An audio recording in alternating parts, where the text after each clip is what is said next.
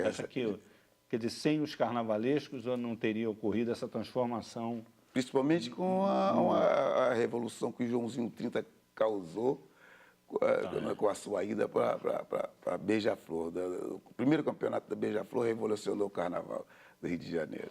Mas ainda sobre o Carnaval do Rio, Azedo, da mesma maneira que o frevo não esgota a ideia de carnaval em Pernambuco e a axé não esgota a ideia de carnaval na Bahia, no Rio você, além dos grandes passos midiáticos espetacularizados das escolas de samba, o Carnaval dos Blocos, né? Exato. Que nos últimos 10 anos ganhou uma força impressionante, não é? Sem dúvida.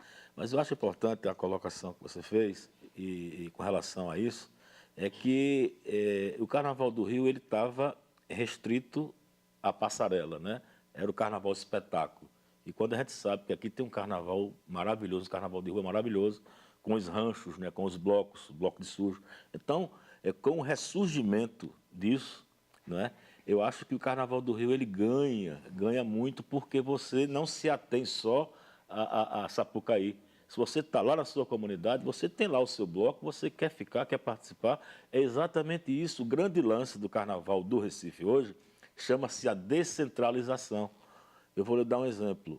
Se eu contrato o Neguinho para fazer um show no Carnaval do Recife, no Marco Zero, que é o espaço nobre lá do Recife, então ele tanto faz lá nesse espaço nobre do Marco Zero, como ele vai para uma comunidade que fica mais ou menos distante.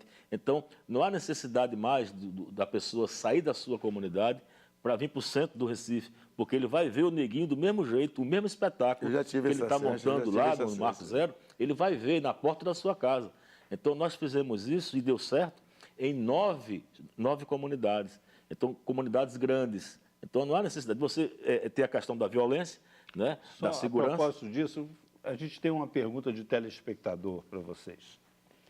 Eu gostaria de saber quais as diferenças entre o Carnaval do Rio de Janeiro, Salvador e Recife. Do teu ponto de vista, qual é a diferença? A diferença de Recife para o Rio e para Salvador. Do Recife, do Rio de Salvador, são diferenças básicas de linguagens, né? No caso, nós temos o quê? O nosso carro-chefe é o frevo. O frevo em 3 modalidades. O frevo de rua, que é aquele frevo puramente instrumental. O frevo de bloco, que é aquele que é cantado por coral, com orquestra de pau e cordas, cavaquinho, banjo, violão, violino, que é o espaço, o lado lírico, romântico da cidade do Recife, né? E o frevo canção, que é aquele que tem um intérprete, que você canta com orquestra e tem um back vocal ou um coral. Então, a diferença básica, eu digo que é a linguagem musical, mas o conteúdo, a mensagem é a mesma, é de você atingir exatamente a sua população. Então, enquanto a gente tem essa linguagem dos maracatus, dos caboclinhos, do frevo, né? Hoje, dos bois de carnaval, e aqui o Rio com as escolas, com os ranchos, com os blocos, e Salvador com os afoxés, né? E com os holoduns. Então, há uma diferença básica só na linguagem, no transmitir para o povo, na linguagem musical. Você falou em Salvador, Paulo, e Salvador, do teu ponto de vista, qual é a identidade do Carnaval de Salvador? Está onde? Eu penso que do trio elétrico. Eu acho que a criação do trio em 1950, no Carnaval de 50, efetivamente produz um ponto de inflexão, de mudança. Porque se você for olhar, os 3 carnavais têm uma origem muito semelhante e se desenvolvem de forma... Foram os criadores do trio elétrico? Dodô e Osmar. Dodô e Osmar. Dois homens, dois músicos mudaram o carnaval. Criaram um gênero musical novo, romperam com uma hierarquia social do espaço, da festa que existia, onde negros e pobres desfilavam em algum lugar que não era a avenida central da cidade. A chegada do trio elétrico altera completamente isso e reconfigura. O Carnaval da Bahia se reconfigura a partir daí. E o Carnaval pernambucano tem muito a ver com a criação do trio elétrico. Sim, a chegada do Grupo Vassourinhas estava vindo para o Rio de Janeiro. Em 1951, o Clube Vassourinhas estava vindo para cá, para o Rio, e deu uma paradinha lá no Porto de Salvador e invadiu, se não me engano, a Rua Chile. Né? O Dodô e o Osmar, inclusive, pouca gente sabe, mas eles inventam no Brasil, na Bahia, ao mesmo tempo que estava sendo inventado nos Estados Unidos a guitarra elétrica. Exato. Não é? Quando eles resolvem o problema da microfonia e inventam a guitarra, e hoje E a você tem um instrumento chamado guitarra amplificação, né? baiana, né? É a questão da Desenvolvido amplificação por do eles. som para Para você você, ter. Neguinho, Exatamente. qual é o diferencial aqui do Carnaval do Rio? em É o desfile relação da a escola, Salvador. é o desfile É a da escola de samba. É o desfile da escola de samba. Tanto é que em outros estados,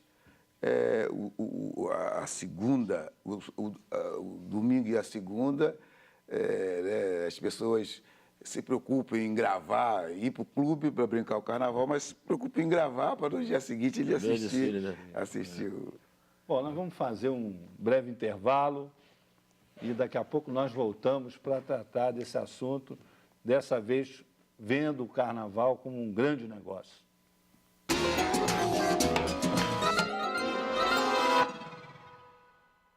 Bom, estamos de volta com 3-1. O assunto dessa semana é o carnaval.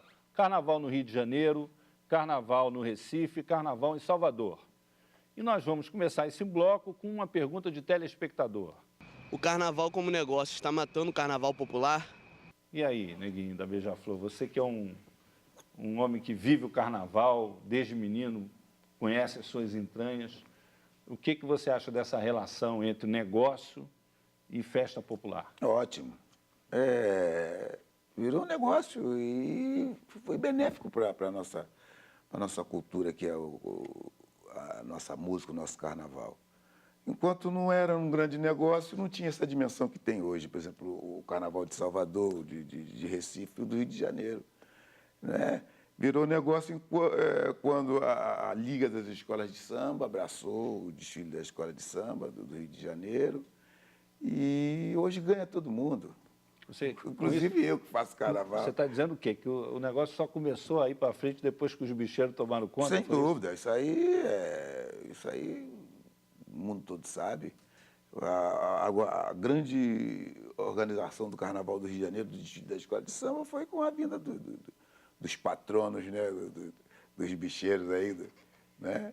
E veio o regulamento de tempo de desfile. Antigamente, uma escola desfilava 2 horas, 3 horas. O Rio de Janeiro começava às 6 horas da tarde, terminava 2 horas, 3 horas da tarde. Como eu já.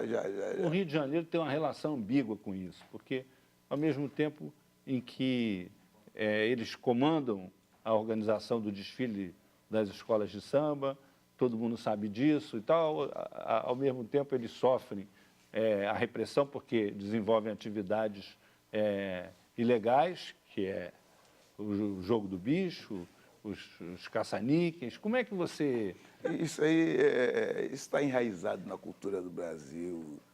Eu não jogo no bicho, mas eu sou completamente a favor. Por exemplo, o Barão de Drummond criou isso aí, criou o jogo do bicho. Você se entenderia o Barão de Drummond. Eu acho até, na minha opinião, uma injustiça o que estão fazendo com o pessoal do bicho. Ele para organizar, fazer a maior festa, da maior dimensão do audiovisual, todo o planeta admira, eles serviram. Agora que já organizaram, está havendo essa perseguição. O jogo existe da super cena, que você tem uma possibilidade em 10 milhões. E você, Paulo, o que você acha disso? Lá em Salvador tem os bicheiros lá, eles são mais discretos, mas eles são muito influentes lá na cidade. Inclusive, tem influência na Câmara Municipal. Eles também mandam no carnaval lá. Qual é a relação deles com o carnaval? Não tem essa relação, não. Mas a questão do mercado, da festa, eu acho que a relação entre cultura e mercado é sempre uma relação complicada, tensa, porque são duas lógicas muito distintas e o tecido da cultura ele é sempre muito frágil.